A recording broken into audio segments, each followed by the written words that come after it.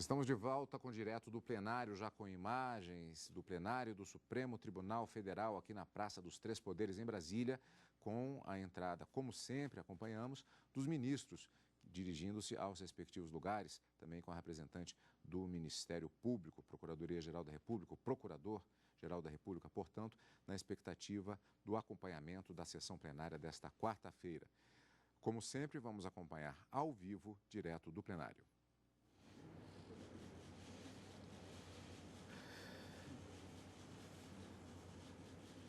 Sentemos-nos.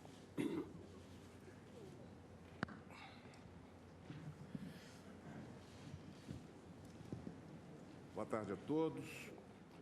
Declaro aberta a 33ª sessão ordinária deste plenário do Supremo Tribunal Federal. Passo a palavra ao senhor secretário, Luiz Tomimatsu, para que proceda a leitura da ata da sessão anterior. Ata da 35ª Sessão Extraordinária, realizada em 21 de novembro de 2013, presidente do ministro Joaquim Barbosa, ausente cadamente ao senhor ministro Dias Toffoli, vice-procuradora-geral da República, doutora Ela Ieco Volkmann de Carvalho. Pregoado os seguintes processos: ação penal e inquérito. Senhores ministros, informo a vossas excelências sobre a presença no plenário dos alunos das seguintes instituições: Faculdade de Projeção, de Itaguatinga, Distrito Federal, Unievangélica, Centro Universitário de Anápolis, Goiás, CEFOR, Centro de Formação, Treinamento e Aperfeiçoamento da Câmara dos Deputados. Sejam todos bem-vindos a essa casa e que eu espero que a sessão lhe seja bastante útil. Ministro Macoré. Presidente, a casa está cheia.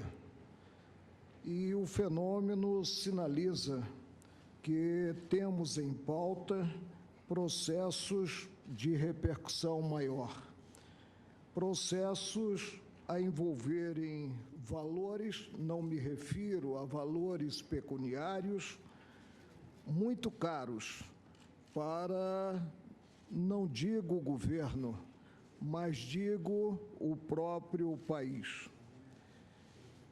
A tradição do tribunal sempre se revelou no sentido de não se ter-se, ao término do ano judiciário, a abordagem de temas mais complexos. Sou testemunha desse fato nos 23 anos de integração ao colegiado. Nós temos pela frente, consideradas as sessões das quartas, apenas mais 3 sessões antes do recesso e das férias coletivas do mês de janeiro.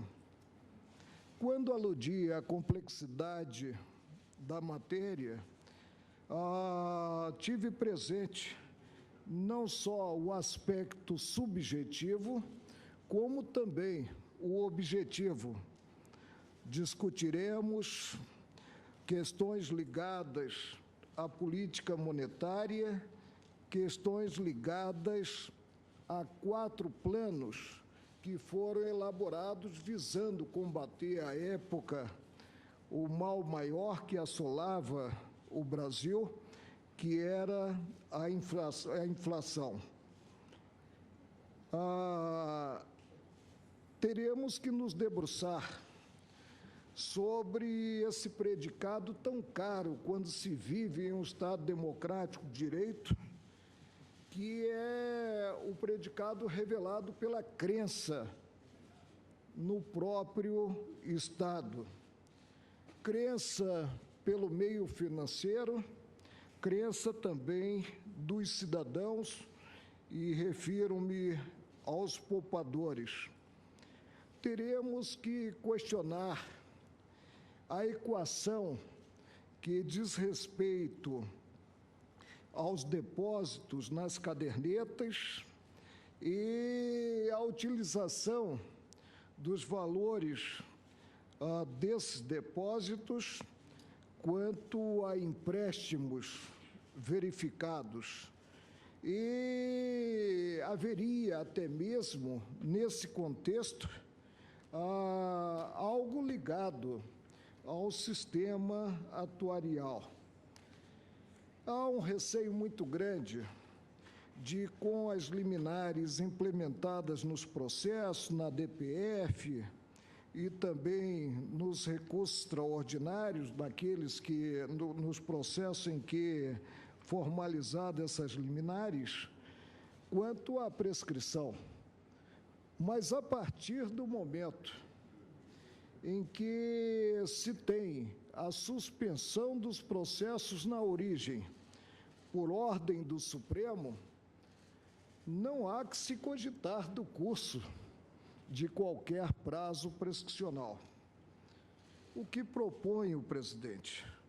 Proponho que não julguemos esses processos que estão pautados no dia de hoje, mesmo porque o ideal é que não haja uma cisão, não se tenha as sustentações para depois partirmos para a elaboração e para a revelação da compreensão sobre a matéria, e que deixemos já agendado para o início do ano judiciário 2014, com sessões contínuas, o julgamento desses 5 processos, creio que são 5 processos, uma DPF e 4 processos em que temos recurso extraordinário. É a proposta, presidente, que faço e ressalto, e todos sabem que não fujo do trabalho, estaria, de qualquer forma, habilitado a pronunciar-me a respeito do tema de fundo, depois de ouvir os senhores advogados da tribuna. É a proposta que faço admitindo, porque somos humanos, não somos semideuses, que chegamos ao término do ano judiciário já exauridos, consideradas as nossas forças. E há uma coincidência interessante, é que geralmente, ao final do ano judiciário, chovem processos com pleito de concessão de medida cauteladora. Estimo que Vossa Excelência submeta ao plenário, ouvindo os relatores, principalmente, essa proposta. Bem, todos sabem que o anúncio do julgamento desses processos foi feito com uma razoável antecedência, não é? Agora, propõe o ministro Marco Aurélio que adiemos para o início do ano que vem. De fato, nos meus cálculos, esse julgamento duraria aí, no mínimo umas 4 sessões. Mas, de qualquer sorte, já que houve concordância, inclusive concordância reiterada dos relatores na última sexta-feira, eu tive esse cuidado de perguntar aos gabinetes e todos confirmaram, mas não vejo maior problema no eventual adiamento. Consulto os relatores inicialmente. Ministro Gilmar. Eu concordo.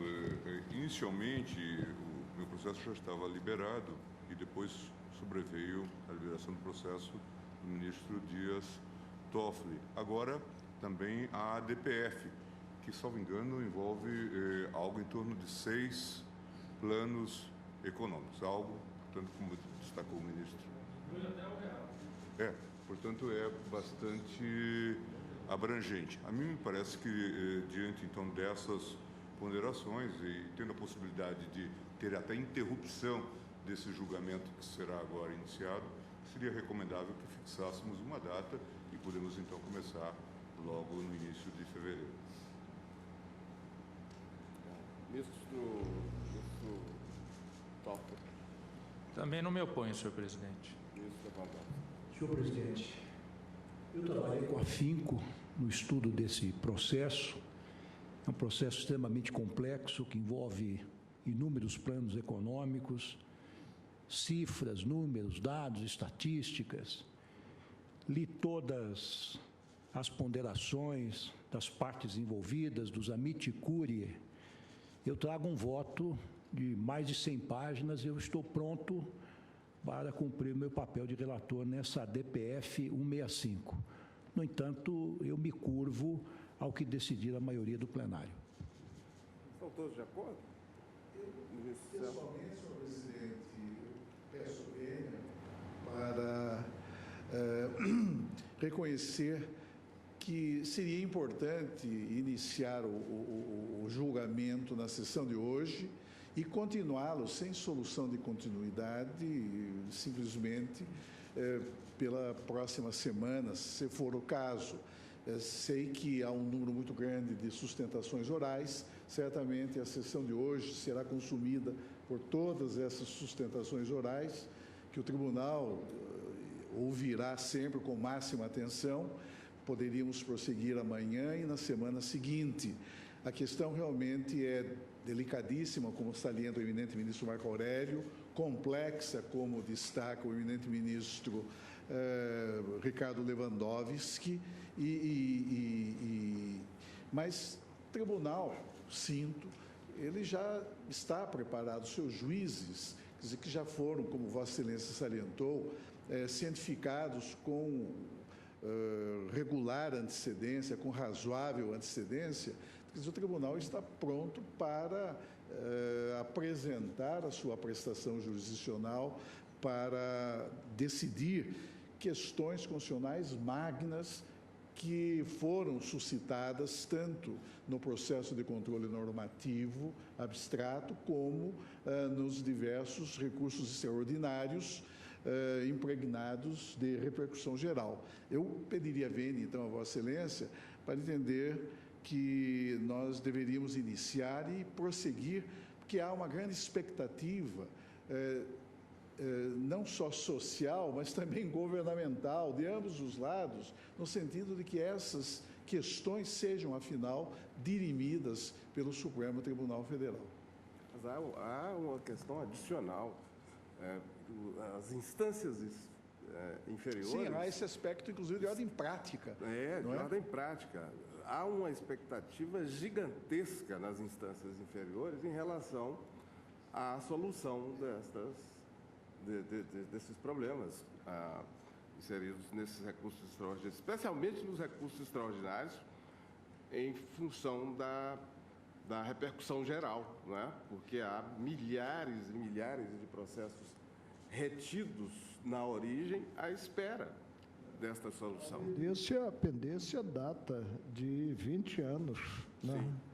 E, portanto, agora, por causa de 2 meses, né? Agora, eu indago as férias coletivas, não vai haver um prejuízo maior. Fazermos a cisão, ou melhor, resolver primeiro os recursos extraordinários.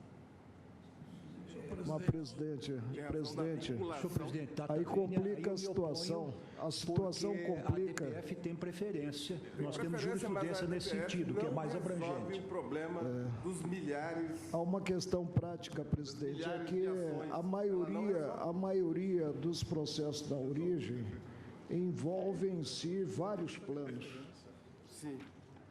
Os processos que estão sobrestados. Em termos de racionalidade, a cisão das matérias não é profícua, a meu ver. Agora, de qualquer forma, eu não sei se todos os colegas participarão do julgamento, né? Mas penso que dois colegas não participarão. A ministra Carmen também não está, também não participar. Ela não.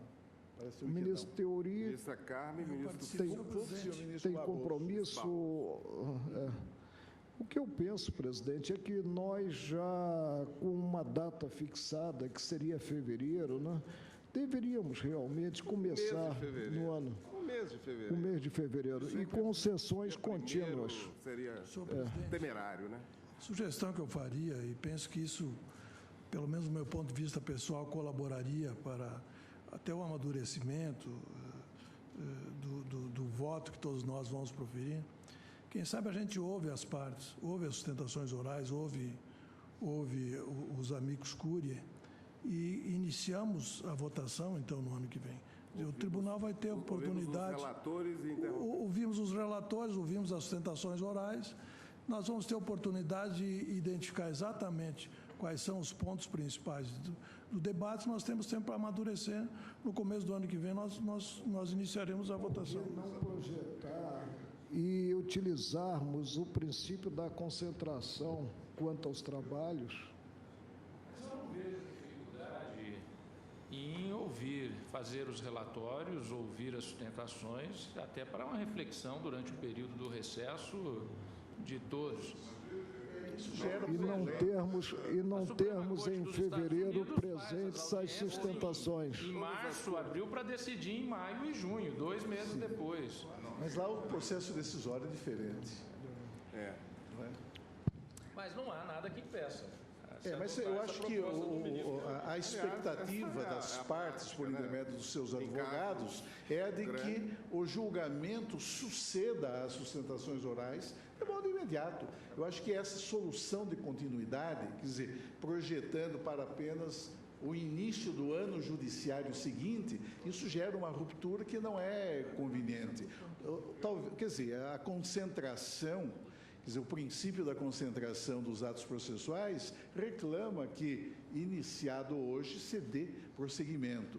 E a mim me parece também que deve ser reconhecida a precedência ao julgamento da arguição de descumprimento, precisamente por causa do efeito vinculante de que se acha revestido o julgamento que nós iremos proferir lá. E esse efeito vinculante é que faz toda a diferença em relação aos demais processos. E, Vossa Excelência me permite, há um precedente, que até cito no meu voto, é a DCT 18 do Distrito Federal, em medida cautelar. Decidiu-se, e que era relator eminente e saudoso, ministro Menezes Direito, que o controle direto de constitucionalidade precede o controle difuso, não obstando, inclusive, o ajuizamento da ação direta no curso do julgamento do recurso extraordinário. E aí, no corpo da ementa, diz o seguinte: o controle direto de constitucionalidade precede o controle difuso, reafirmando essa tese, seja qual for o momento em que ela é ajuizada. E, nesse caso, ela é mais abrangente, realmente.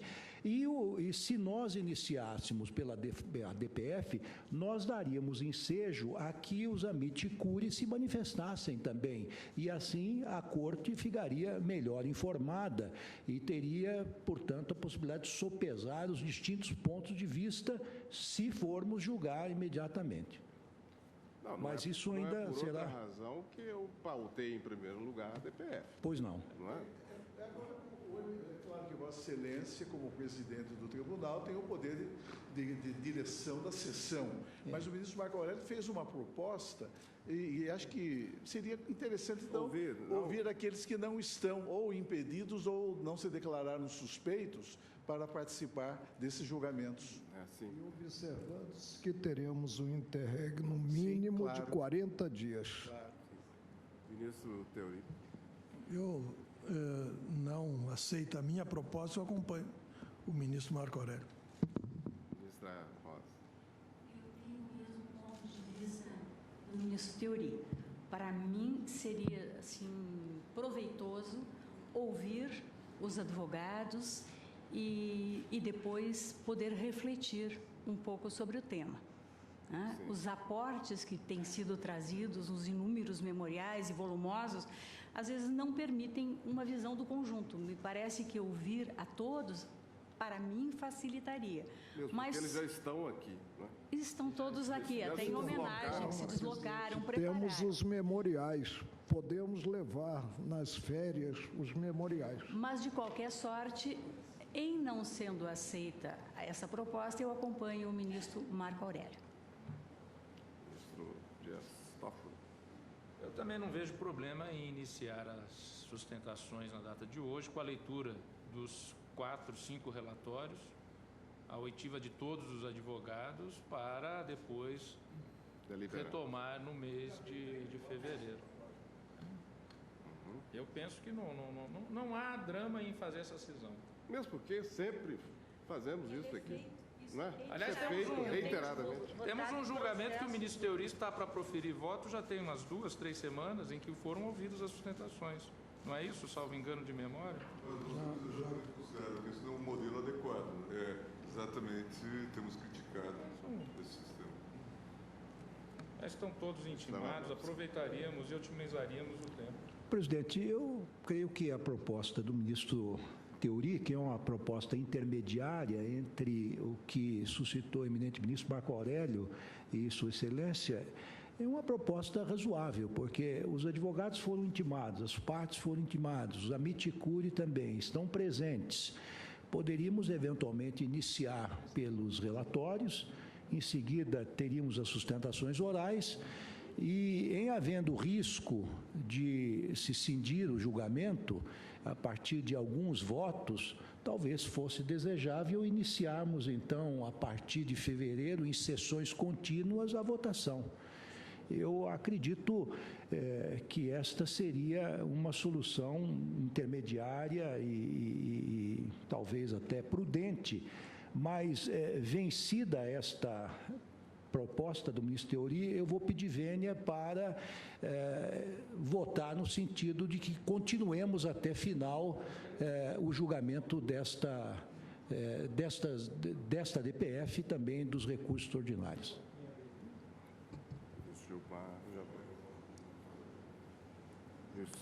Senhor presidente, eu peço vênia para insistir na conveniência do tribunal não só iniciar o julgamento na sessão de hoje, precedendo o exame da DPF em relação aos demais recursos extraordinários, mas também prosseguir sem solução de continuidade, ainda que nós tenhamos que fazer isso pela próxima semana.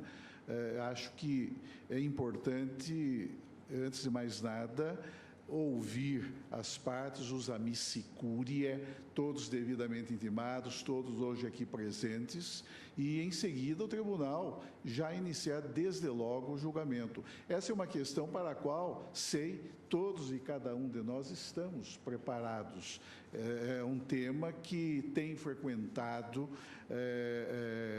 a pauta do Supremo Tribunal Federal em diversos outros casos. Até aqui não temos convencimento a respeito, porque senão as sustentações serão inúteis. Não, as sustentações são sempre importantes, eu acho que nunca são inúteis, ao contrário, elas nos ajudam, elas iluminam o caminho, não é? Sem prejuízo do exame dos memoriais e, fundamentalmente, das razões que as partes e os amici curiae que intervieram ou que intervêm no processo apresentam e expõem. Mas, de qualquer maneira, senhor presidente, eu preconizaria não só o início, mas o prosseguimento regular desse julgamento sem solução de continuidade, em ordem a que o Supremo Tribunal Federal dirima de uma vez, notadamente com efeito vinculante, as magnas questões constitucionais que foram suscitadas nas diversas causas. Essa também é a minha posição definitiva.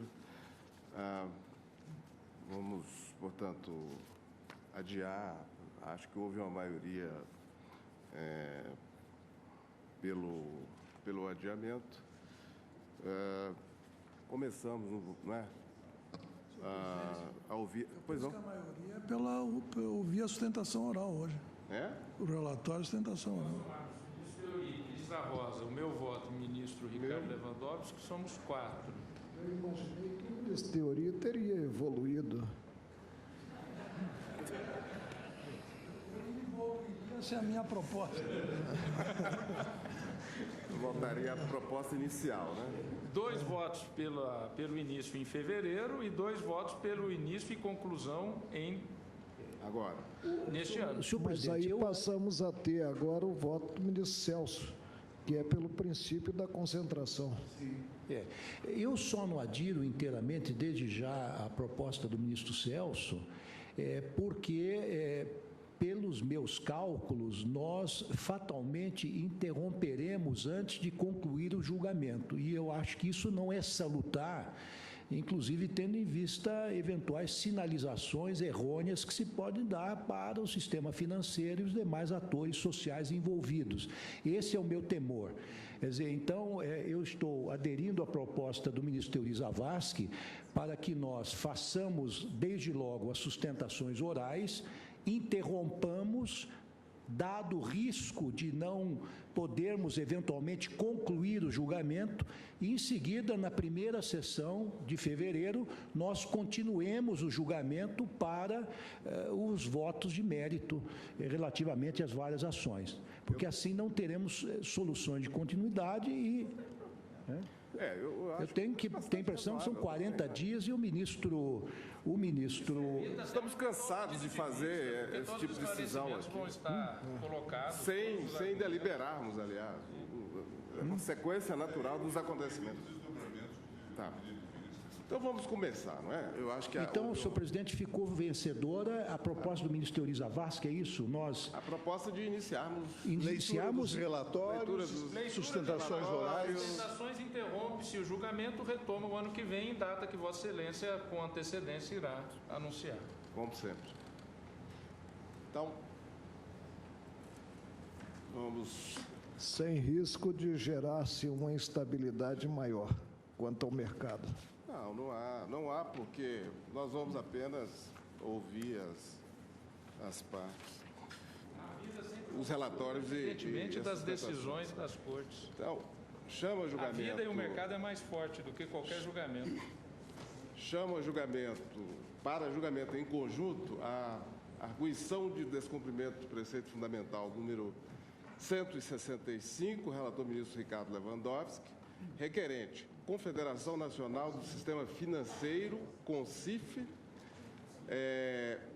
tem como Amiticúrie, Associação Brasileira do Consumidor, a Associação de Proteção e Defesa Ativa dos Consumidores do Brasil, a PROVAT, Instituto Brasileiro de Defesa do Consumidor, IDEC, Banco Central do Brasil, Associação de Proteção dos Direitos do Consumidor, a PDS-DC, a Sindicato Nacional dos Aposentados, Pensionistas e Idosos da Força Sindical, Associação dos Direitos dos Consumidores Mutuários da Habitação, poupadores da caderneta de poupança, beneficiários do Sistema de Aposentadoria e Revisão do Sistema Financeiro, Procopar, Instituto Brasileiro de Política e Direito do Consumidor, Brasilcom, Associação de Defesa dos Contribuintes das Regiões Sul, Sudeste, Centro-Oeste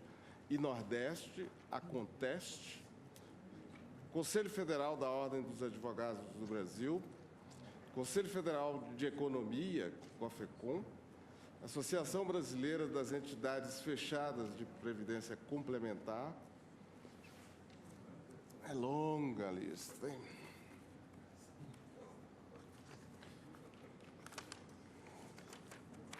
Esses compõem a DPF. Nós chamamos também a julgamento o recurso extraordinário número 591.797, da relatoria do ministro Dias Toffoli. Tem como recorrente Itaú Unibanco S.A., recorridos Manuel de Souza Moreira e interessados a Confederação Nacional do Sistema Financeiro, CONSIF, Banco do Brasil S.A., Caixa Econômica Federal, Instituto Brasileiro de Defesa do Consumidor, a União Federal, Associação dos Direitos dos Consumidores Mutuários da Habitação, poupadores da caderneta de poupança, beneficiários do Sistema de Aposentadoria e Revisão do Sistema Financeiro, a Procopar, a Abracom, Associação Brasileira do Consumidor, a APADECO, Associação Paranaense de Defesa do Consumidor, o Banco Central do Brasil, a ABRAP, Associação Brasileira das Entidades Fechadas de Previdência Complementar, Conselho Federal da Ordem dos Advogados do Brasil. Chamo também o recurso extraordinário número 626.307, da relatoria do ministro Dias Toffoli, recorrente Banco do Brasil S.A., Recorrido, Edivaldo, Donizete, Noronha e outros. Interessado, Confederação Nacional do Sistema Financeiro, a CONSIF. Aqui. Caixa Econômica Federal, Instituto Brasileiro de Defesa do Consumidor, União Federal, Amit Curie, Banco Central do Brasil, Conselho Federal da Ordem dos Advogados do Brasil, Associação Brasileira de Entidades Fechadas de Previdência Complementar, ABRAP. Já o recurso extraordinário 632.212 tem a seguinte composição. A relatoria do ministro Gilmar Mendes, recorrente ao Banco do Brasil S.A., recorridos Célia Natalina de Leão Benzadon, interessado Banco Central do Brasil, IDEC, Instituto Brasileiro de Defesa do Consumidor, a Abracom, Associação Brasileira do Consumidor, e 2 Amit Curie, Associação Civil dos Consumidores, e a ABRAP, Associação Brasileira das Entidades Fechadas de Previdência Complementar. Recurso extraordinário 631.363, também da relatoria do ministro Gilmar Mendes, recorrente Banco Santander S.A., recorrido Lúcia Helena Guidoni,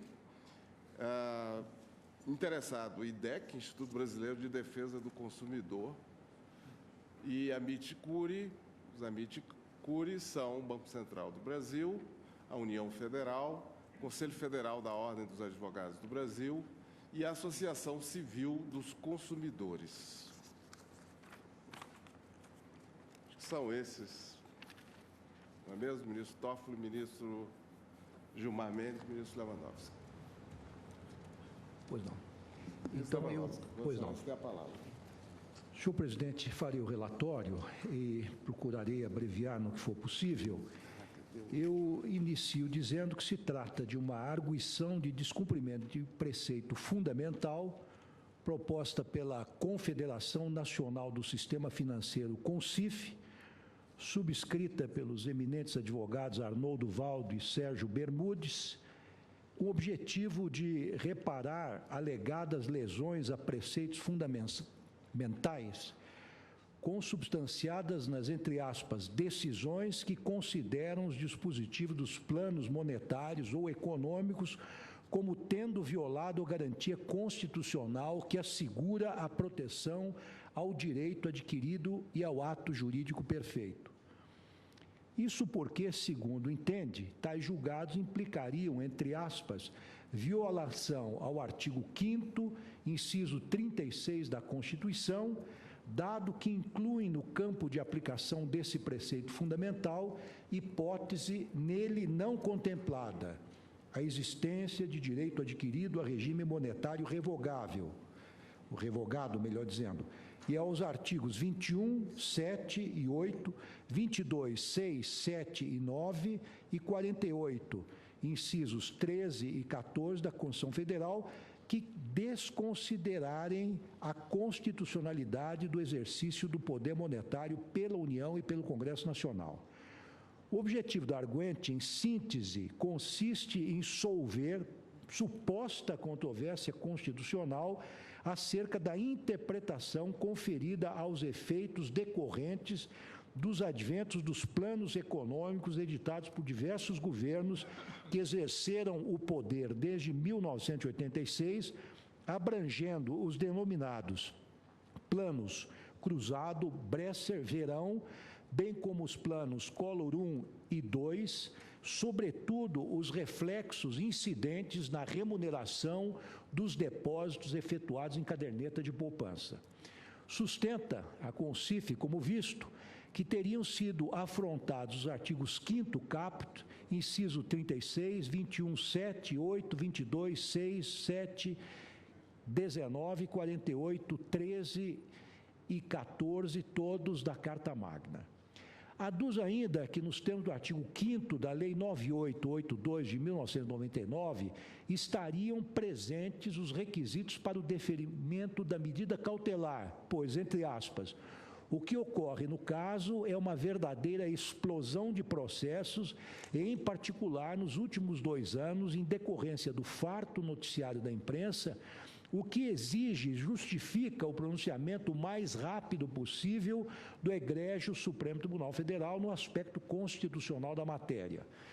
Também penso outro trecho desta inicial em que se pede a medida cautelar, na qual arguente consigna o seguinte: também há de se ter presente que os feitos nos quais se discute a constitucionalidade dos planos econômicos retromencionados congestionam os tribunais de todo o país. Com efeito, uma verdadeira indústria de ações, sob aspas, foi instalada por entidades de classe, órgãos de defesa do consumidor, etc., apenas para questionar a constitucionalidade dos planos econômicos e exigir dos agentes financeiros a recomposição de pretensos prejuízos.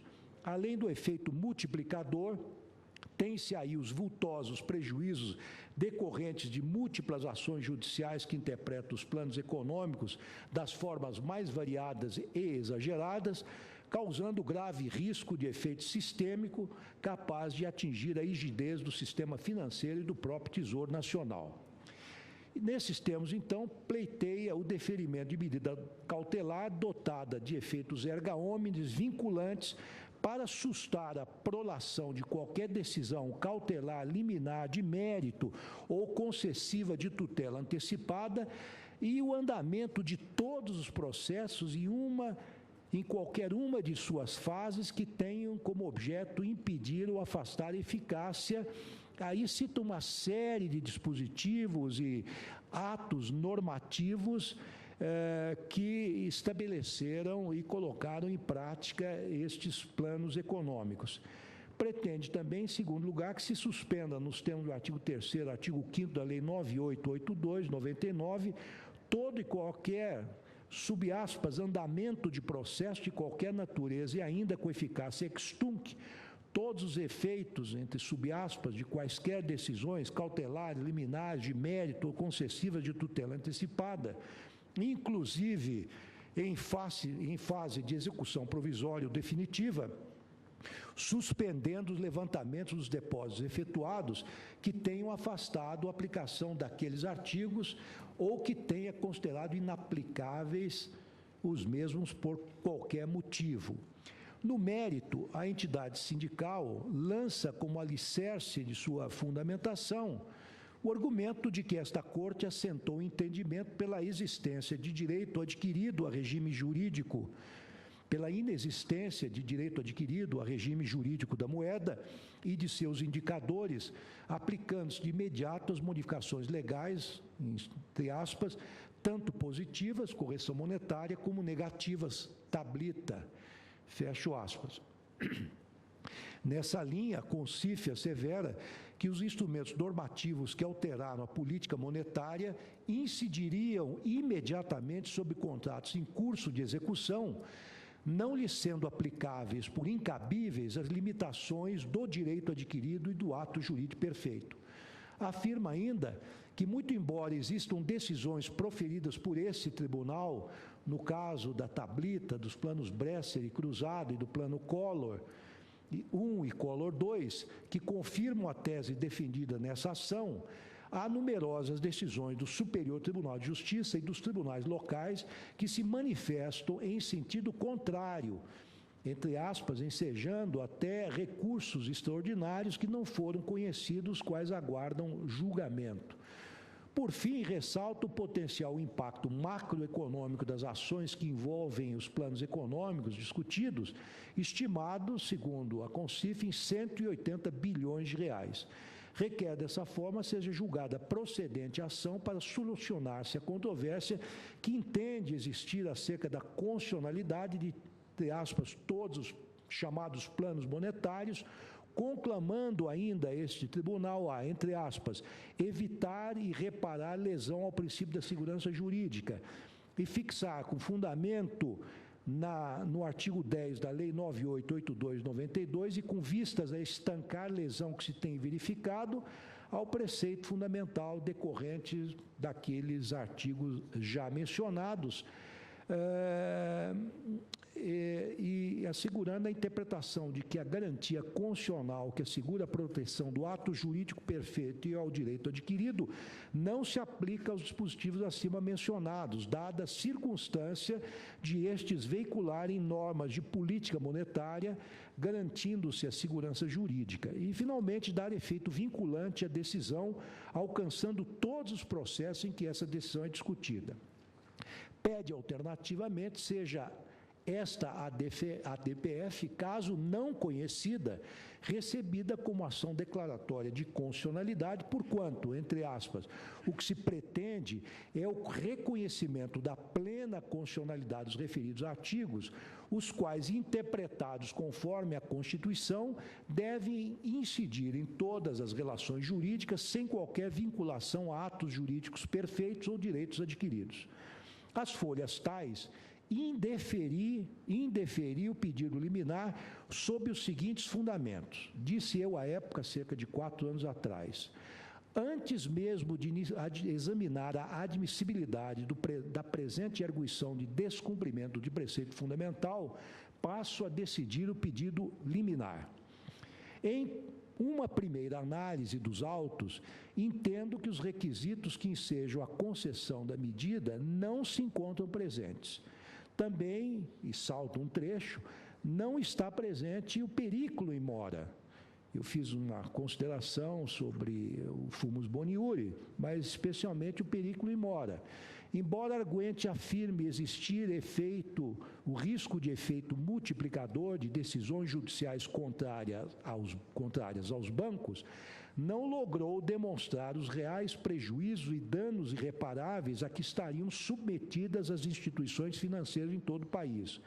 O periculum, na verdade, dizia eu na liminar, na decisão que indeferiu a liminar, mostra-se inverso, uma vez que o atendimento à pretensão liminar da arguente significaria grave desrespeito ao princípio da segurança jurídica.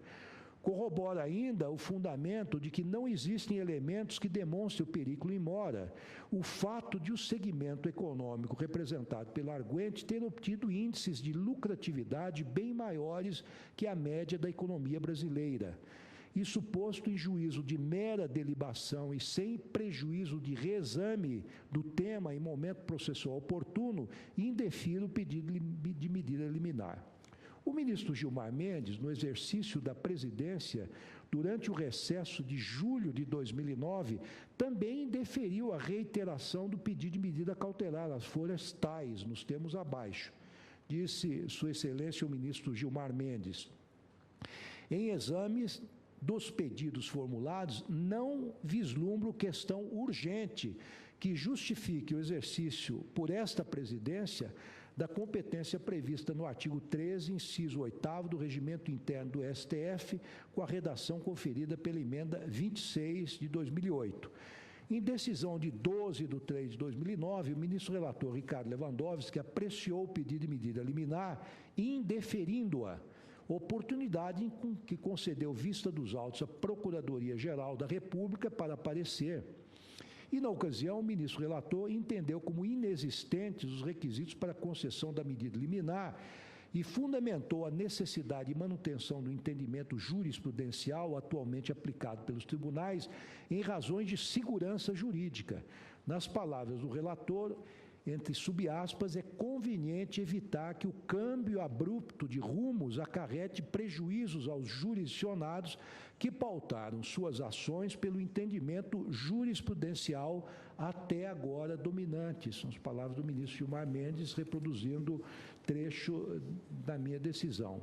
Inferiu o relator a possibilidade de reexame do tema, o que poderá ser realizado em momento processual oportuno, como consta de sua própria decisão. Ressalte-se ainda que o relator reservou para momento posterior a decisão a respeito da própria admissibilidade da ação. Os pedidos de reexame do pleito de medida liminar, portanto, poderão ser devidamente apreciados pelo plenário da Corte em momento oportuno. Ademais, é preciso ressaltar que a petição de folhas tais do Banco Central do Brasil apenas remete aos elementos apresentados com a petição de ingresso da autarquia no feito, cujo teor já era de conhecimento do relator. Assim sendo, determina o retorno dos autos à Procuradoria-Geral da República. Em 16 de 4 de 2010, a Procuradoria-Geral da República manifestou-se pelo não conhecimento desta DPF e, caso conhecida, pela improcedência do pleito, em parecer que recebeu a seguinte ementa do parecer da PGR: arguição de descumprimento de preceito fundamental, interpretação de decisões judiciais, que decisões judiciais conferiram aos dispositivos das legislações que trataram dos planos Collor, Cruzado, Bresser, Verão, Collor 1 e Collor 2. Alegação de ofensa aos artigos 5º caput e inciso 36, 21, 7 e 8, 22, 6, 7 e 19 e 48, 13 e 14 da Constituição Federal. Preliminares: legitimidade da arguente limitada à discussão relativa à constitucionalidade da atualização monetária das cadernetas de poupança em face dos planos econômicos. Descaracterização, no caso, da fundamentalidade dos preceitos constitucionais invocados. Ausência de controvérsia constitucional atual. Impossibilidade de se atingir sentenças transitadas em julgado. Mérito: está assentado no âmbito do STF que, em subaspas, as normas infraconstitucionais que modificaram os rendimentos da caderneta de poupança não podem atingir contratos de adesão firmados entre o poupador e o estabelecimento bancário durante a fluência do prazo estipulado para a correção monetária mensal. A arguente segue uma linha de argumentação que busca escapar deste quadro. Assim é que trata dos planos econômicos em sua globalidade, quando não tem legitimidade para tanto, e faz uso de outra jurisprudência de que não há direito adquirido a padrão monetário. Ocorre que não foi a alteração da moeda que provocou o impacto econômico das instituições financeiras, mote da presente ação. A questão real aqui, diz a PGR, é a correção monetária das cadernetas de poupança, parecer pelo não conhecimento da ação ou sucessivamente pela sua improcedência. E resignada com o indeferimento da medida acauteladora, a CONCIF interpôs agravo regimental do qual pediu desistência em 22 de 6 de 2011, após o início da sessão de julgamento plenário dessa Corte. Dessa forma, o recurso apresentado não foi conhecido em virtude do referido pedido de desistência. Eu deferi o pleito de ingresso na presente relação processual na qualidade de amicus curiae às várias entidades cujo nome já foi declinado pelo eminente presidente da Corte quando apregoou o julgamento, e esse é o relatório do necessário, senhor presidente. Ministro Dias Toffoli.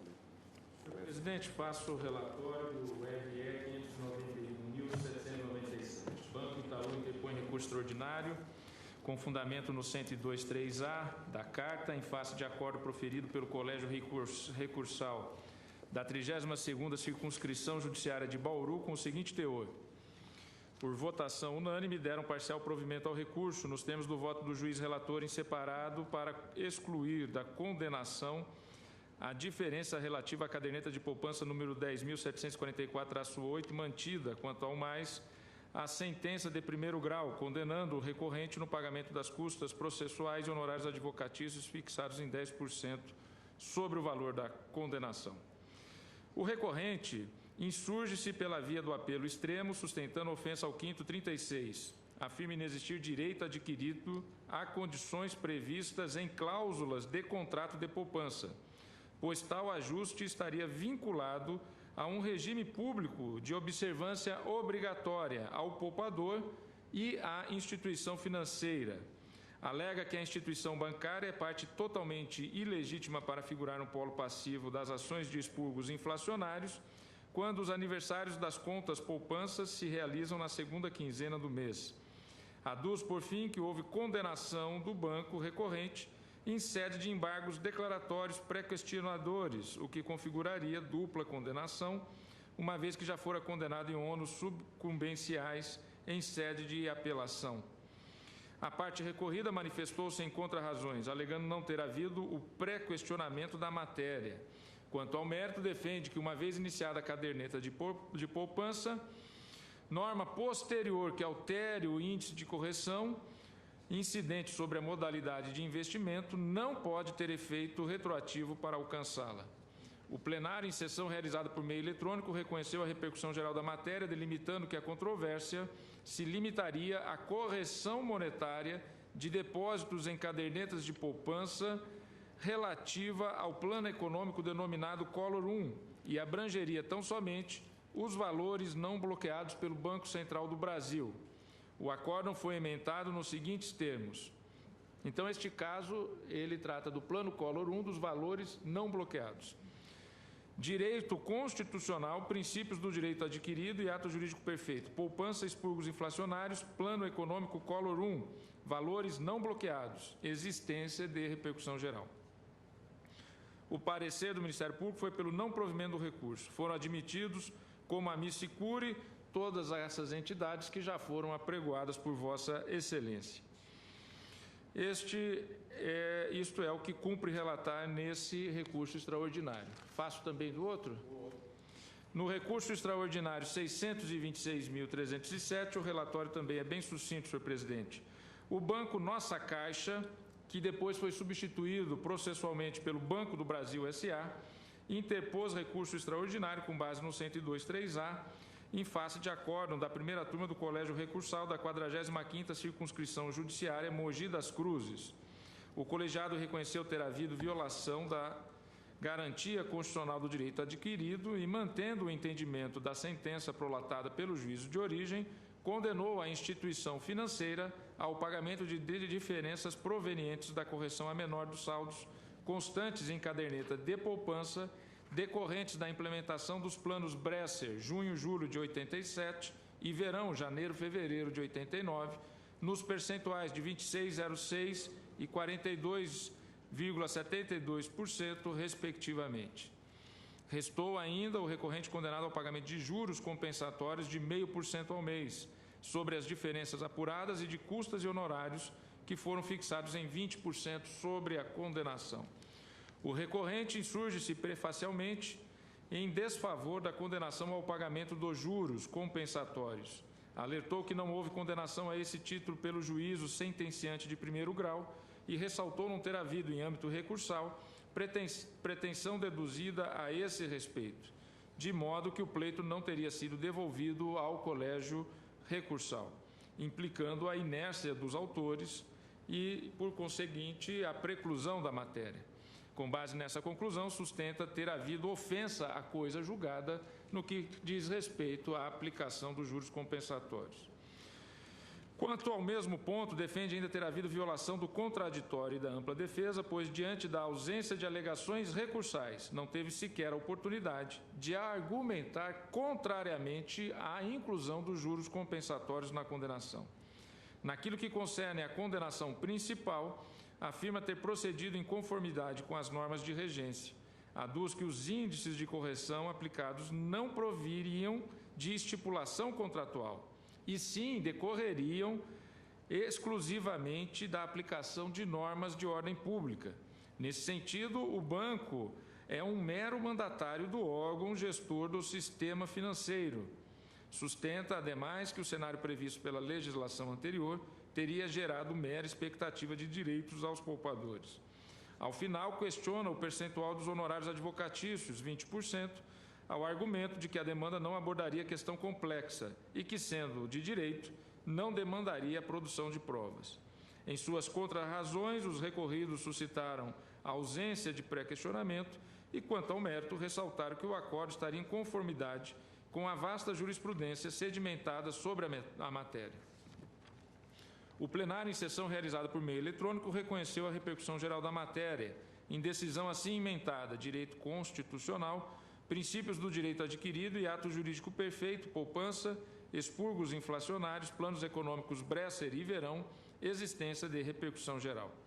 Acolhendo o pedido feito pelo recorrente, o qual constou com manifestação favorável da Procuradoria-Geral da República, em 26 de agosto de 2010, suspendi todos os processos que tenham por objeto da lide a discussão sobre os expurgos inflacionários advindos em tese dos planos econômicos Bresser e Verão, em curso em todo o país, em grau de recurso, independentemente de juízo ou tribunal, até o julgamento final da controvérsia pelo STF.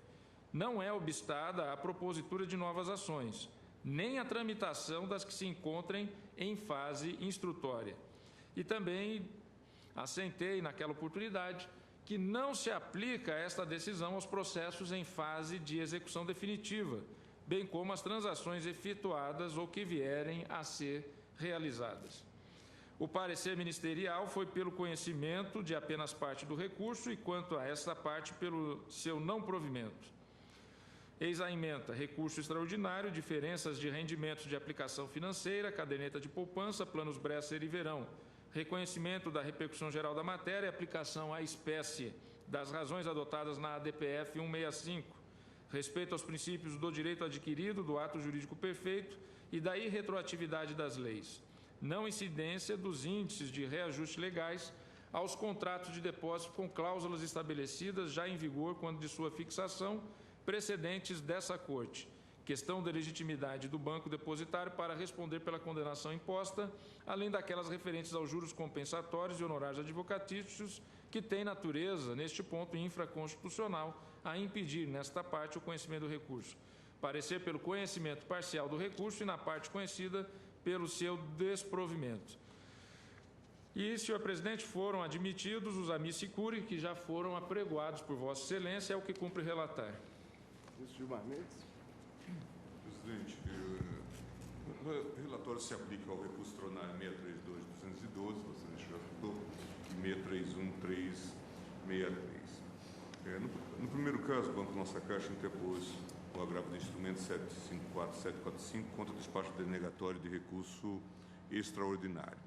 No apelo extremo, o recorrente se insurge contra a decisão do primeiro colégio recursal do Sistema de Juizados Especiais Cíveis e Criminais do Estado de São Paulo, que negou provimento ao recurso nominado, confirmando a sentença de primeiro grau que condenou o banco recorrente ao pagamento da diferença de rendimentos de aplicação financeira oriunda de conta de caderneta de poupança.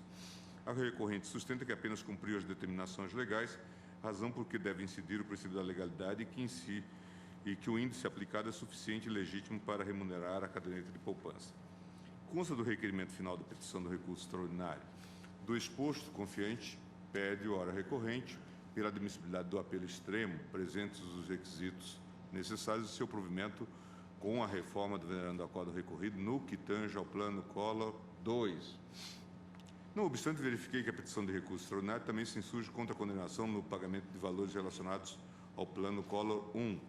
A recorrente preliminarmente sustenta sua ilegitimidade para figurar no polo passivo da demanda e, no mérito, alega que cumpriu fielmente as determinações legais.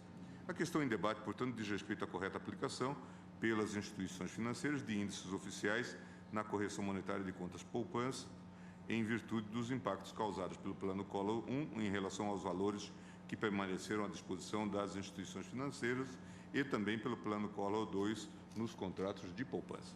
Ocorre que há processos paradigmas nesta Corte, nos quais já foi reconhecida a repercussão geral da questão relativa aos valores não bloqueados do plano Collor 1 e também de outras discussões relacionadas aos diversos planos econômicos adotados no período entre 1986 e 1991, na tentativa de realinhar preços e coordenar expectativas inflacionárias.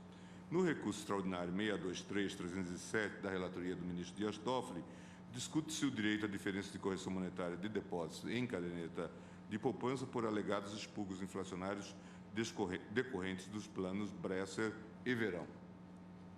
No recurso extraordinário 591.797 da relatoria também do ministro Dias Toffoli, debate-se direito semelhante, entretanto, no contexto do plano Collor 1 em relação aos valores não bloqueados. Por fim, no recurso extraordinário 631.363 de minha relatoria, a controvérsia resume-se ao questionamento do direito à correção monetária dos valores bloqueados pelo Banco Central do Brasil por determinação do plano Collor 1. Assim, em 25 de 6 de 2010, submeti o presente caso à análise da repercussão geral por meio do plenário virtual, unicamente com a finalidade de atribuir os efeitos de repercussão geral à controvérsia relacionada ao Plano Collor II, uma vez que esse tema ainda não havia sido submetido a tal sistemática.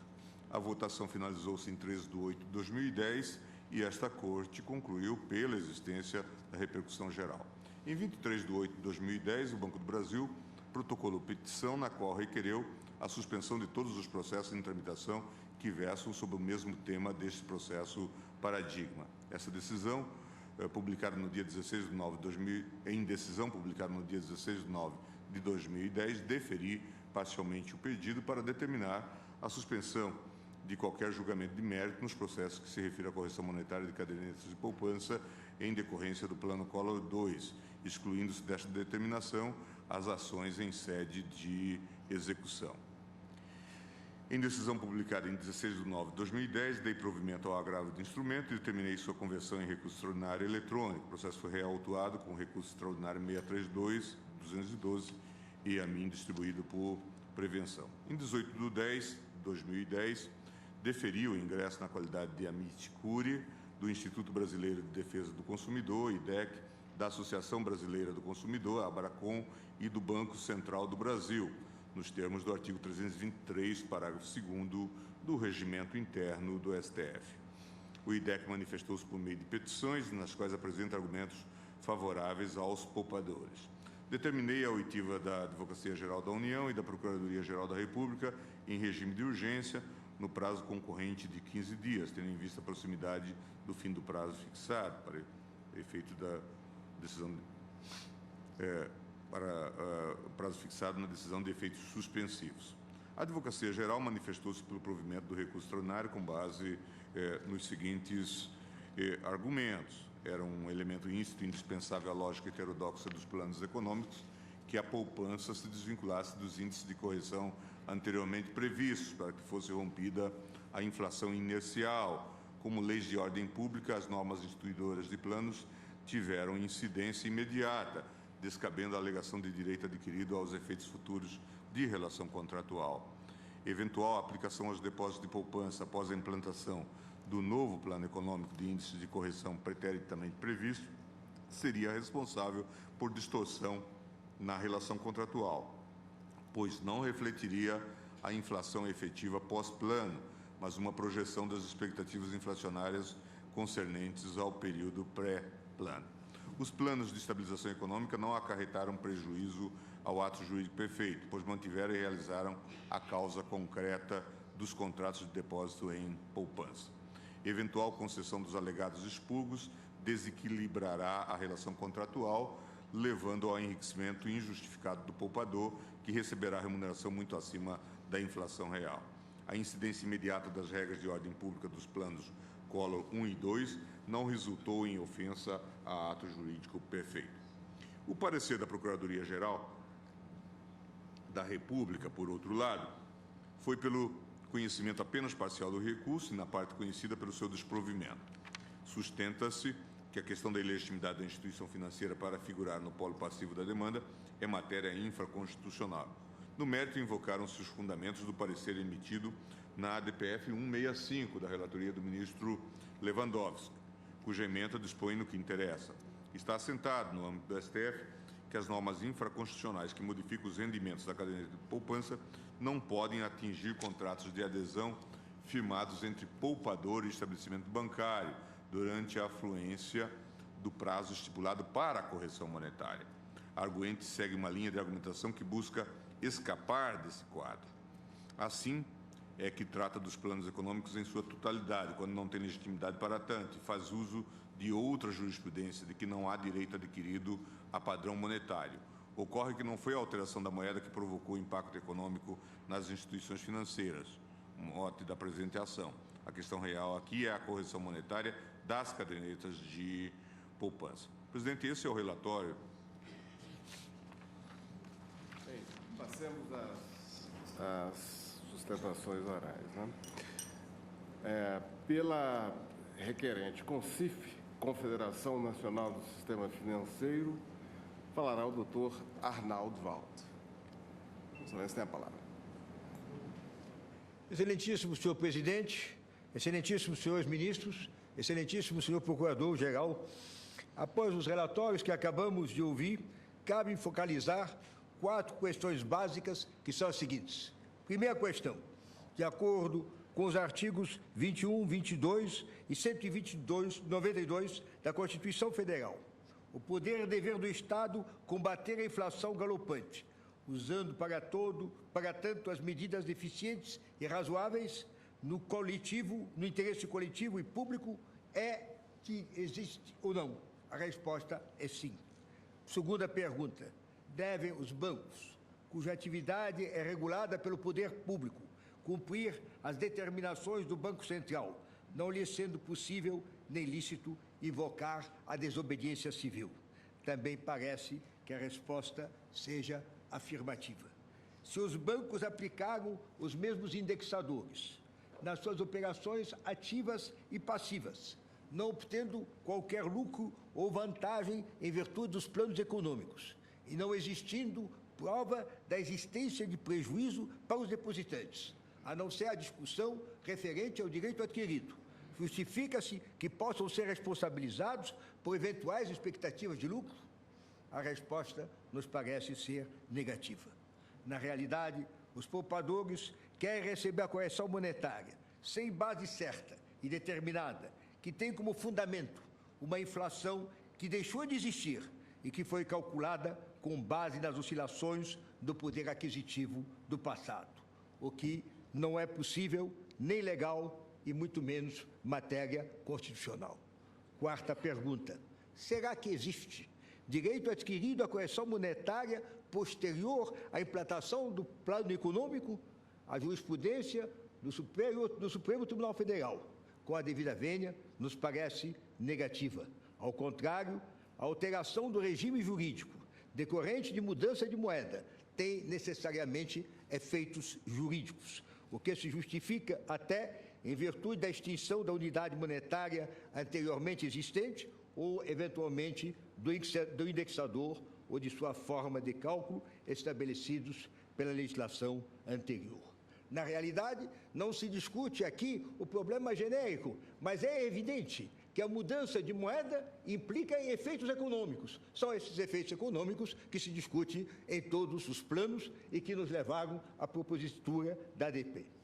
Não me deterei no cabimento da DPF, tanto por entender que o problema se tornou superado no presente caso, como em virtude da jurisprudência construtiva quase unânime do excelso pretório, desde as ADPs 33 e 54 até as de número 79 e 101, nas quais os diversos votos esgotaram plenamente o assunto do cabimento da DPF. Embora se possa entender que ela teria ficado prejudicada por razões supervenientes em virtude da repercussão geral que posteriormente foi dada aos recursos extraordinários, como acabamos de ver pelos relatórios. Estamos examinando 5 planos econômicos que entraram em vigor em 5 anos, de fevereiro de 1986 a janeiro de 1991, abrangendo 3 mudanças de moeda, com a introdução do cruzado em 86, do cruzado novo em 89 e do cruzeiro em 1990. Houve, pois, modificação de moeda com todos os defeitos decorrentes, porque uma moeda desapareceu e criou-se outra. Durante este período, a inflação atingiu cerca de 40% ao mês e alcançou no ano mais de 1.000% na média, chegando a 2.000% em determinados atos. Os planos constituíram uma série de ensaios sucessivos para eliminar a inflação, que corroía o tecido da sociedade brasileira e ameaçava as nossas instituições. Para tanto, o governo utilizou o conhecimento dos economistas, a sua experiência e o conhecimento dos juristas que colaboraram nestes planos para que eles pudessem atender às determinações legais.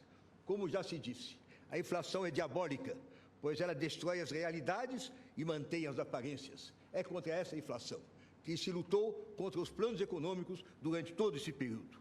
E o único meio de combatê-la, quando chega às dimensões que ela teve em nosso país, é o choque monetário, ou seja, o estancamento de uma verdadeira hemorragia sofrida pela moeda antiga, para instaurar um novo regime jurídico sem permitir que a inflação passada possa contaminar o presente e o futuro. Isso foi feito numa época em que havia necessidade de uma reação imediata e em que nem sempre se pôde atender a todos os rituais jurídicos, mas havia o pragmatismo em que cabia ao Estado salvar a sua moeda para salvar o estado da economia e da sociedade. Surge assim, nesses casos todos, uma nova moeda que pode exercer a sua função básica, permitir a troca, permitir o investimento, ser a ponte entre o passado, o presente e o futuro, mantendo o poder aquisitivo geral da população, que é meta do Estado. É uma obrigação estatal a qual ele não pode se subtrair. Essa fórmula de modificação, de choque monetário, é a única conhecida no mundo, quando há uma inflação galopante. E foi utilizada em todos os países, mediante conversão da moeda, com ou sem mudança do seu nome, ou ainda com a alteração do indexador ou do lastro monetário. Foi o que aconteceu nos Estados Unidos, quando se abandonou a cláusula ouro, e a matéria foi discutida na Suprema Corte Americana, que, por maioria, reconheceu a legitimidade dessa transformação. Foi o que aconteceu na Alemanha, quando o antigo marco se transformou no Deutschmark, na França, quando o franco antigo se transformou no franco novo. Na realidade, em todos os países, houve essa transformação. Nós já tivemos no Brasil, na realidade, quando abandonamos a cláusula ouro, proibimos a cláusula moeda estrangeira. E, na realidade, nenhuma dessas modificações sofreu impugnação constitucional. Nenhuma delas, em nenhum desses países, foi julgada inconstitucional. Houve no Brasil, durante um certo tempo, uma espécie de cisão entre a moeda de pagamento, a moeda usada para pagar e a moeda de conta, a moeda para avaliar o quantum devido. E então foram utilizados diversos instrumentos de indexação, OTN, salário mínimo, moeda estrangeira, UPC e tantos outros.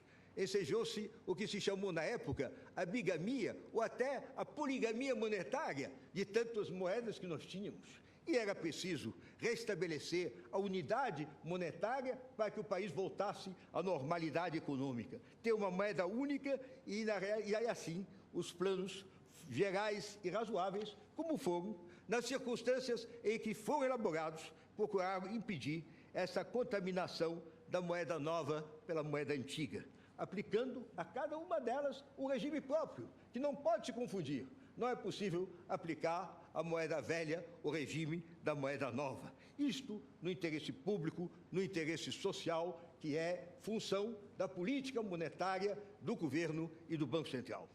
Temos assim, tanto assim, que na realidade, nos 10 primeiros anos após a implantação, não houve grandes discussões judiciárias. As ações judiciais surgiram em grande número quando se discutiu depois o bloqueio, mas não é matéria que nós estamos discutindo atualmente e que já foi, aliás, objeto de apreciação pelo Supremo Tribunal Federal em outros tempos. Diante dessa modificação da moeda, aplicaram-se a tablita, a mudança de indexador, medidas de conversão da moeda, de transição para manter a comutatividade dos contratos. E inexiste no nosso direito, na nossa jurisprudência, como em todos os demais países, qualquer norma que possa impedir a mudança de moeda de pagamento, de moeda de conta, de indexador, pois são instrumentos necessários da política monetária. A cada momento há mudança de indexador. Houve uma em relação à rendimento de poupança ainda recentemente. Está se discutindo mudança de indexador nas dívidas entre os estados e a União. Por quê? Porque a conjuntura mudando, o indexador deve mudar. Não é possível manter o passado numa sociedade em mudança rápida e veloz. Não há, assim, como indenizar o depositante em virtude dos efeitos da política monetária, pois, como todos os demais membros da comunidade, ele participa dos resultados positivos e negativos da política governamental, que recaem sobre todos os contratos, sobre todas as operações, sem qualquer distinção. Não obstante algumas discrepâncias que houve no passado, a jurisprudência do Supremo Tribunal Federal sedimentou, na nossa impressão, nos últimos 40 anos, o entendimento de acordo com o qual, ipsis verbis, não há direito adquirido a um determinado padrão monetário pretérito, seja o cruzeiro velho, o salário mínimo, ou R$1.000, o pagamento se fará sempre pela moeda vigente no dia do pagamento, ou seja, de acordo com a lei vigente no momento do pagamento. No caso do Plano Collor, o Supremo Tribunal Federal já julgou a declaração de inconstitucionalidade prejudicada, ainda na ADIM 534, e reconheceu, outros sim, em outros julgados, que a nova lei só se aplicou às renovações dos contratos posteriores ao plano. Há uma decisão do plenário, que com um único voto vencido, por mais respeitável que seja, e nós o respeitamos muito, reconheceu a constitucionalidade do Plano Collor I, por uma maioria, que contou na época com os votos do nosso atual decano, ministro Celso de Mello, dos ministros Sepúlveda Pertence, Nelson Jobim, Sidney Sanches, Moreira Alves. Todos eles levaram a aceitar uma súmula, que é a súmula 725, ainda não súmula vinculante, mas a súmula 725 do Supremo Tribunal Federal, de acordo com a qual é constitucional o parágrafo 2º do artigo 6 da Lei 8.024, resultante da conversão da MP 168, que fixou o BTN fiscal como índice de correção monetária aplicável aos depósitos bloqueados pelo Plano Collor I. E também, então, esse reconhecimento dos efeitos da mudança de plano, da mudança de moeda, que os nossos tribunais reconheceram. Também, em matéria de tablita, temos uma ampla jurisprudência, seja em relação aos planos Cruzado, Bresser, Verão e Collor II. Em todos eles, a tablita foi reconhecida. E, na realidade, a tablita é o inverso do indexador. A mesma lógica que nos leva a reconhecer os efeitos da tablita deve nos levar a admitir a modificação do indexador, porque são as adaptações à moeda que são necessárias e que se impõem. Os diversos acórdãos que trataram da matéria salientaram que os planos se destinavam a corrigir a imprevisão e a manter a neutralidade distributiva da moeda, e, assim, evitando que houvesse lucros fictícios e especulatórios. Em 2007, na ADIM 608, se decidiu, no Tribunal Pleno, reconhecer a constitucionalidade do Plano Collor II, Lei 8177, tendo a eminente relatora do feito citado no seu voto numerosos precedentes e tendo sido acompanhada pela quase unanimidade do Tribunal. A recente decisão do número 256304, referente aos balanços, foi proferida num contexto diferente, por constituir, no entendimento da maioria, um aumento disfarçado e discriminatório do imposto, violando normas constitucionais explícitas, como, em particular, o artigo 150, inciso 4 da Constituição, atendendo exclusivamente ao interesse do fisco. Na realidade, no caso dos balanços, nós tínhamos uma norma constitucional e tínhamos um interesse específico, não da sociedade, mas do fisco. Por mais que se respeite o fisco, não se identifica plenamente com a sociedade. Tratava-se, assim, de caso específico, na qual se aplicou o direito tributário com preferência sobre o direito monetário, porque o direito monetário não tinha uma norma específica na matéria e existia uma norma de direito tributário. Então, podemos concluir que os planos foram sempre no interesse da população toda, atendendo aos princípios básicos da razoabilidade e da proporcionalidade, como foi salientado em vários acórdãos do Supremo Tribunal Federal. Esclareceu-se no recurso extraordinário 206048, no qual os depositantes pretendiam responsabilizar a União pelo Plano Collor, que só poderia haver direito do poupador a uma indenização, se ele provasse o seu prejuízo individual em processo próprio.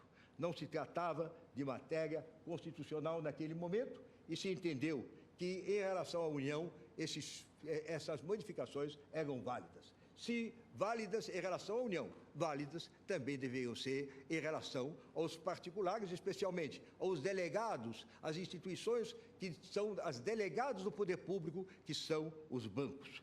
Não cabe, pois, para enriquecer indevidamente o depositante usando a correção da moeda antiga para aplicá-la à moeda nova. No passado já se disse que a correção monetária é o remédio amargo, pelo qual o país, não tendo conseguido alcançar a virtude, a estabilidade do poder monetário, que hoje, graças a Deus, atingimos no Brasil, conseguiu minorar os efeitos do vício, a inflação. Ora, sabemos que a inflação atinge as classes menos favorecidas e que a estabilidade monetária é a condição sine qua non da ampliação do nosso mercado de capitais e de trabalho. Foi ela, aliás, que permitiu que se criasse nos últimos anos uma nova classe média e que estimulou os investimentos, inclusive em estrutura, que asseguram o nosso futuro. Não é possível que se faça da correção monetária um instrumento para perpetuar a inflação, condenando o país a não sair dela, realimentando sempre com a inflação passada os contratos atuais, o que seria um círculo vicioso do qual não se poderia sair. É um problema jurídico, mas é um problema também pragmático. Assim, os planos econômicos, além de constitucionais e legais, foram, pois, uma solução pragmática e ética para garantir o nosso desenvolvimento, acabar com a inflação. É a razão pela qual, considerando a jurisprudência e as tradições do Supremo Tribunal Federal, a presunção de constitucionalidade, conforme se pede na inicial, que as instituições financeiras, públicas e privadas, esperam que, nos interesses da segurança jurídica, seja reconhecida a constitucionalidade dos planos monetários. Obrigado. Agradeço, Vossa Excelência. Concedo a palavra à doutora Cláudia Politansky, que falará em nome do Itaú Unibanco S.A., o RE 591.797. Excelentíssimo ministro-presidente Joaquim Barbosa, na pessoa de quem saúdo os ministros relatores dos processos submetidos a julgamento e os demais ministros integrantes dessa corte. Excelentíssimo representante do Ministério Público Federal, senhores advogados, senhores servidores, senhoras e senhores. Nos meus mais de 20 anos de carreira, esta é a primeira vez que ocupo a tribuna. E desde já, peço desculpas pela falta de rigor de protocolo e de linguagem. Mas, na qualidade de responsável pelo jurídico do maior banco privado brasileiro, senti-me na obrigação de ocupar o tempo dessa corte e compartilhar aqui singela visão sobre os processos que entrarão em julgamento. Não pretendo aqui expor conceitos jurídicos, até porque desses conceitos Vossas Excelências são senhores.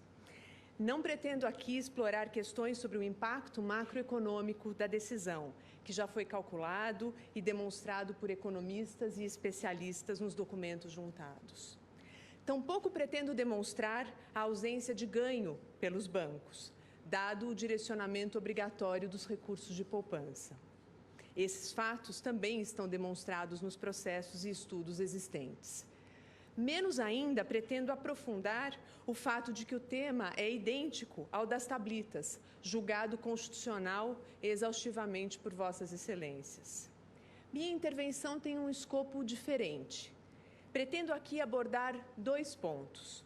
Um, relacionado à substituição de índices, e outro, relacionado à confusão legislativa do Plano Collor I.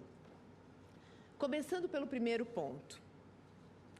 Dizem os autores que os seus contratos lhes davam direito de proteção contra perdas inflacionárias. E, nesse sentido, o direito de ter aplicado o índice vigente no início do período. O primeiro ponto é verdadeiro e justo. É, aliás, a causa concreta do contrato de poupança. O segundo, de pretender a aplicação do índice vigente no início do período, não. Pois não apenas contraria o primeiro, como pode causar enriquecimento sem causa. Eu explico. Há, senhores ministros, alguma confusão de conceitos que deve ser esclarecida e eliminada. E me permito, com o máximo respeito a essa corte, tentar desfazer esse nó conceitual. É que, ao defender a sua posição contra o intervencionismo estatal, confundem-se os autores o conteúdo do seu direito. Confundem o direito de proteção contra a inflação com o direito a um índice. não se dão conta, principalmente, de que o índice que pleiteiam, vigente anteriormente aos planos, o IPC antigo, foi modificado. E esse é um ponto de suma importância, e por isso eu peço licença para destacá-lo. Tomemos, por exemplo, o Plano Verão. O artigo 9º da Lei 7.730, no seu inciso 1º, ele mudou a forma de cálculo do IPC para o mês de janeiro. O inciso 2º desse mesmo artigo mudou a forma de cálculo para o mês de fevereiro. E foi só a partir do mês de março que o IPC voltou a ser calculado como era antes. Ou seja, isso gerou 4 meses de anomalia. Excelências, o IPC de janeiro e de fevereiro, apesar dele ter sido chamado de IPC, ele foi outra coisa, completamente diferente do IPC que antes existia.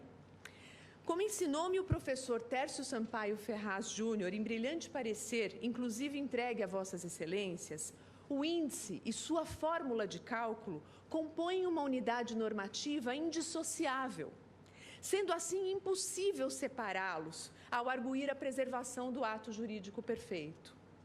Ora, como é possível realizar-se a premissa do raciocínio dos autores se estamos a tratar efetivamente de índices diferentes? De outro lado, Excelências, e aqui outro ponto fundamental, garante-se, não houve perda para os poupadores. Quando ajuizam os seus pleitos, esquecem-se os autores de que a lei não substituiu o índice em apenas um mês, mas também nos meses subsequentes. E, por isso, não se atentam que o índice legal vigente nesse período de 4 meses garantiu a reposição inflacionária e propiciou aumento real no poder de compra da poupança. Eu admito que esse seja um raciocínio complexo, mas ele é verdadeiro e ele é absolutamente correto. A combinação do índice pleiteado pelos autores em um único mês, com aquele pago de acordo com a lei nos meses seguintes, leva a ganhos reais absolutamente extraordinários e injustificáveis em um prazo de tempo tão curto. Veja-se novamente o Plano Verão. O IPC novo foi de 70,2% no mês de janeiro, anomalamente alto, caindo para 3,6% em fevereiro, anomalamente baixo. E note-se que nesse mês de fevereiro, o que foi pago de acordo com a lei foi 18,4%, 6 vezes mais do que o IPC novo. Índices designados para cenários diferentes não devem ser combinados, sob o risco de causar desequilíbrio da relação contratual e ônus descabido para a instituição financeira. Quem me ensinou isso foi o professor Gustavo Tepedino, em parecer também disponibilizado a Vossas Excelências. Vejam, Excelências, o pleito dos autores desequilibra a relação contratual, faz pagar a mesma inflação por mais de uma vez, escolhe em cada mês o índice de inflação mais alto, mais conveniente, atinge resultado final não com a inflação reposta, mas com ganho real extraordinariamente alto, anormal e injusto. E volto a frisar, não é esse o objetivo da poupança. Fere-se a sua causa concreta. Aliás, justamente por conta da necessidade de preservação do equilíbrio econômico dos contratos, matéria essa de ordem pública, esse tribunal julgou pela constitucionalidade das tablitas, no recurso extraordinário 141-190 de São Paulo, relatoria para acórdão do ministro Nelson Jobim, e na ação direta de inconstitucionalidade 608 do Distrito Federal, de relatoria da ministra Carmen Lúcia. Qual seria, então, a solução, dado que a combinação de índices desequilibra o contrato? É o ministro Teori Zavascki que nos mostra um possível caminho. Em seu conhecido artigo intitulado Planos Econômicos, Direito Adquirido e FGTS, o ministro Teori aborda o efeito da mudança dos índices com muita propriedade, concluindo: a se admitir como legítimo o indexador antigo, Este há de ser aplicado durante todo o período de competência, e não apenas no mês específico em que seu percentual foi superior ao índice da nova lei. Essa solução, a de apuração de diferenças, vem sendo debatida e já aplicada por esse plenário. Vale lembrar o julgamento recente do recurso extraordinário 561.836 do Rio Grande do Norte, de relatoria do ministro Luiz Fux, no qual, embora essa Corte tenha entendido pela inconstitucionalidade da lei do Estado do Rio Grande do Norte, determinou a apuração de eventuais perdas, caso a caso, na fase de execução. Na poupança é a mesma lógica. Um poupador que não tenha sacado seus recursos no mês do plano e os tenha mantido em depósito pelos meses subsequentes, terá recebido correção monetária em valores até superiores aos apurados pelo índice anteriormente vigente. O que se pede a Vossas Excelências é apenas que sejam considerados os efeitos jurídicos e econômicos da mudança de índice e que se garanta o equilíbrio contratual e a justiça distributiva, princípios amplamente assegurados por este Supremo Tribunal.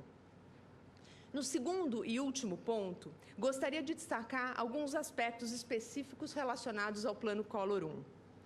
Nesse plano, a discussão não se põe em termos de direito adquirido ao índice vigente, mesmo porque esses foram devidamente pagos.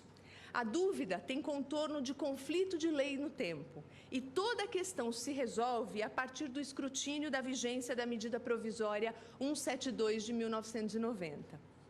Embora os desacertos legislativos do governo federal à época obscureçam a realidade, exame um pouco mais aprofundado não deixa dúvida.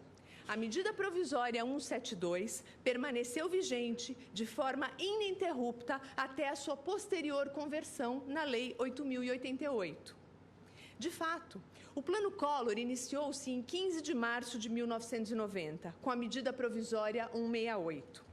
2 dias depois, é editada a medida provisória 172, que trouxe regras aparentemente esquecidas para a remuneração dos depósitos de poupança não bloqueados. E é aqui que se inicia a aparente confusão. A medida provisória 168 é convertida na Lei 8.024, no dia 12 de abril de 90. Porque essa lei entrou em vigor após a edição da medida provisória 172, querem os autores qualificar este fato como revogador da medida provisória 172, mas sem razão. A medida provisória 172 seguiu seu trâmite ordinário, sem solução de continuidade. Foi reeditada por 7 vezes, sempre dentro do período de 30 dias, e, ao final, foi convertida na Lei 8.088, em outubro de 1990. Não bastasse tal circunstância fático-política, a boa técnica jurídica avaliza a mesma conclusão. A Lei 8.024 não revogou expressamente a medida provisória 172. Não disciplinou na íntegra a matéria por ela tratada. Tampouco seu conteúdo é com ela incompatível. Desse modo, não se opera nenhuma das regras de sobredireito que regem a exclusão de normas do ordenamento jurídico. Ou seja, a regra sobre a remuneração dos recursos não bloqueados em poupança esteve vigente durante todo o tempo, não havendo qualquer diferença ou expurgo a ser pago. Essa conclusão me foi ensinada pelo professor Luiz Roberto Barroso, agora ministro, em parecer que elaborou em 2010, e seu ensinamento foi posteriormente encampado pelo Superior Tribunal de Justiça quando julgou a questão em sede de recurso repetitivo. São os recursos especiais 1.147.595 do Rio Grande do Sul e 1.107.201 do Distrito Federal, ambos de relatoria do ministro Sidney Benetti. Eminentes ministros, muito debate já houve com relação aos planos econômicos ao longo dos últimos 20 anos. E a sociedade inteira clama por uma solução definitiva. Extenso material, preparado pelos mais renomados juristas e economistas, foi entregue a Vossas Excelências, buscando indicar os pontos cruciais que ajudem a entender as razões dessas já vintenárias regras. Sabendo que tais fatos e razões foram e serão debatidos no curso desse julgamento, e com a convicção de que o direito repudia a insegurança jurídica e o enriquecimento sem causa, estou segura que essa mais alta corte encontrará a decisão, a um só tempo, justa e que preserve a estabilidade macroeconômica por nós tão duramente conquistada. Com base nessas razões e agradecendo a atenção de Vossas Excelências, o Itaú Unibanco requer o provimento do recurso extraordinário. Muito obrigada. Agradeço, Vossa Excelência. Concedo a palavra ao Dr. Eros Roberto Grau, que falará em nome do Banco do Brasil S.A. RE 626.307. Excelentíssimo senhor presidente desta corte, excelentíssimos senhores ministros, excelentíssimo senhor procurador-geral da República. Esta é a primeira vez que esse tribunal examina na sua totalidade um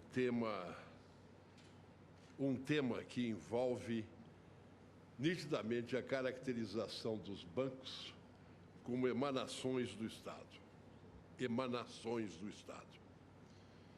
Se me permitirem o uso da comparação, em verdade, os bancos atuam na implementação dos planos como verdadeiros agentes públicos terceirizados. E, na verdade, como já decidiu o tribunal, os planos consubstanciam uma mudança do padrão monetário. Isso foi o que decidiu o Supremo Tribunal Federal no RE 141/190. Por outro lado, enfrentamos o tema da moeda.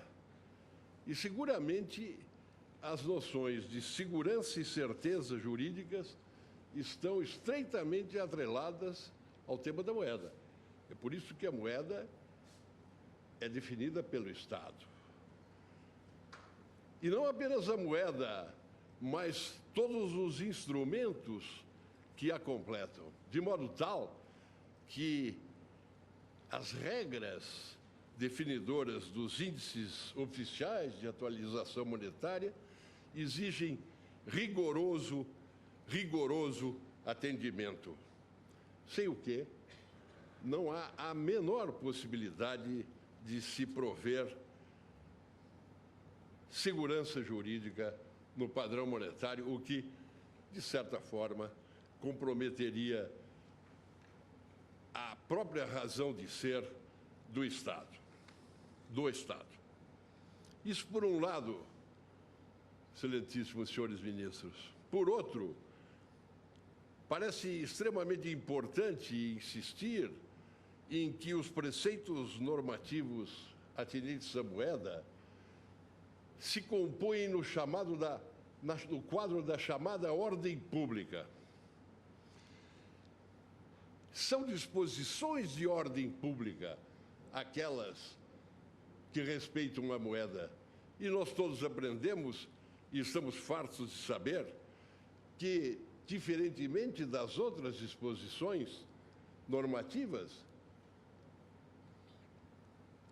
as disposições de ordem pública alcançam não apenas facta futura, mas também facta pendentia. Esta é uma das marcas características das chamadas disposições de ordem pública. Eu diria, em terceiro lugar, atrelando o que vou expressar a esta afirmação atinente às normas de ordem pública, que no caso de que cogitamos das chamadas poupanças, nós estamos diante de situações jurídicas gerais e impessoais, inteiramente distintas das situações jurídicas individuais. Estamos diante de situações jurídicas gerais e impessoais, e poderíamos chamá-las de objetivas, estatutárias, legais ou regulamentares, não importa qual nome. O que importa é que, nesses casos, o conteúdo destas situações é necessariamente o mesmo sempre para todos quantos os indivíduos delas sejam titulares. E o que é que caracteriza essas situações? O que caracteriza essas situações é exatamente a alterabilidade, ainda que a palavra não seja muito simpática, mas consta do dicionário, a alterabilidade imediata dessas situações gerais. Eu vou me permitir lembrar aqui um pequeno trecho de um grande jurista de São Paulo, Celso Antônio Bandeira de Mello, em que ele diz, entre aspas, o seguinte: seria viável alguém invocar direito adquirido a divorciar-se se a legislação posterior ao seu casamento viesse a extinguir esse instituto jurídico? Ou, reversamente, teria direito adquirido a indissolubilidade do vínculo se a lei nova vier a estabelecer o divórcio? A questão é extremamente simples. Eu lembraria um voto do ministro Moreira Alves no RE 226855, em que ele diz o que essa corte sempre sustentou, que não há direito adquirido a regime jurídico, mas, a propósito, ele conclui, em um pequeno trecho de um voto: não fora isso, e todos os que ingressaram no serviço público sob a égide de lei que estabeleça que, se vierem a completar 35 anos, terão direito à aposentadoria, não fora isso, esse direito para eles será um direito adquirido sob condição de completarem esses 35 anos de serviço público. E conclui o ministro Moreira Alves: o que jamais alguém sustentou. E, se me fosse permitido, eu complementaria dizendo: o que jamais alguém poderia vir a sustentar. Em um texto de doutrina, diz um autor, e parece que isso cabe como uma luva ao caso de que cogitamos, diz ele: os princípios do direito adquirido e do ato jurídico perfeito não obstam a que se proceda a uma alteração do Estatuto Legal da Moeda, ainda que essa modificação implique profunda desvalorização nominal do padrão monetário anteriormente em vigor. Quanto ao ato jurídico perfeito, eu diria a Vossas Excelências, com a devida vênia, que é preciso compreendermos que os planos consubstanciam uma mudança do padrão monetário no país. É uma mudança de moeda. Ainda que a moeda mantenha o mesmo nome, e já disse um grande jurista escandinavo, Oliver Crona, que a moeda não é senão um nome, ainda que ela mude de nome, o padrão monetário se altera em função dos planos, isto é como se fosse uma nova moeda. Isso também foi afirmado por essa Corte, no recurso extraordinário 141/190. De modo, senhores ministros, que se pode e se deva afirmar que a aplicação dos índices oficiais de atualização monetária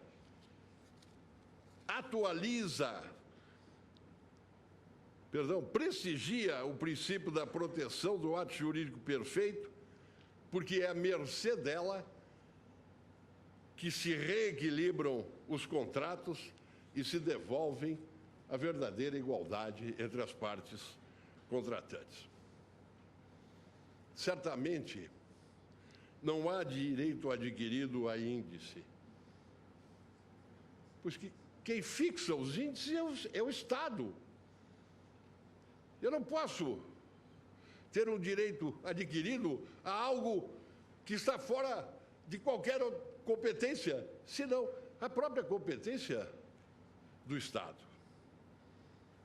Ou, por acaso, nós seríamos tão ousados, mas tão ousados, a ponto de admitir que cada poupador ou investidor tem o direito de criar a sua própria moeda?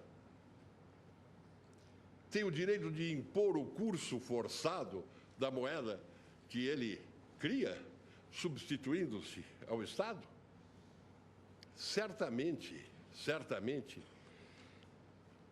me permito insistir neste aspecto, esse é o primeiro exame na sua totalidade do problema dos planos econômicos que essa Corte realiza. Pode ter aqui ou ali examinado um ou outro aspecto, mas seguramente esta é a primeira vez que essa Corte vai se debruçar sobre esse tema e sobre o desenvolvimento de uma atividade na qual se pode perceber a atuação das instituições financeiras como verdadeiras emanações do Estado, como verdadeiros agentes públicos terceirizados. Isso foi dito há pouco, hoje mesmo, nessa Corte, em outras palavras. Mas é exatamente isso. Os planos econômicos, me permitam insistir, como já decidiu essa Corte, consubstanciam uma mudança do padrão monetário. E eu finalizaria afirmando apenas duas coisas mais. Que direito adquirido seria esse? Direito adquirido só poderia ser a correção monetária. Mas qual correção monetária? A correção monetária que viesse ou que vier a ser definida pelo Estado. E mais, é necessário lembrar que todos esses contratos, dos quais agora tratamos, todos esses contratos, atos jurídicos perfeitos, mencionaram simplesmente o direito do contratante à correção monetária. Ponto. Qual correção monetária? Só podia ser a correção monetária fixada pelo Estado. O que se espera, o que o recorrente espera, é que essas simples razões, não sofisticadas, objetivas, sejam consideradas por Vossas Excelências e o recurso seja provido. Suspendo a sessão por 30 minutos.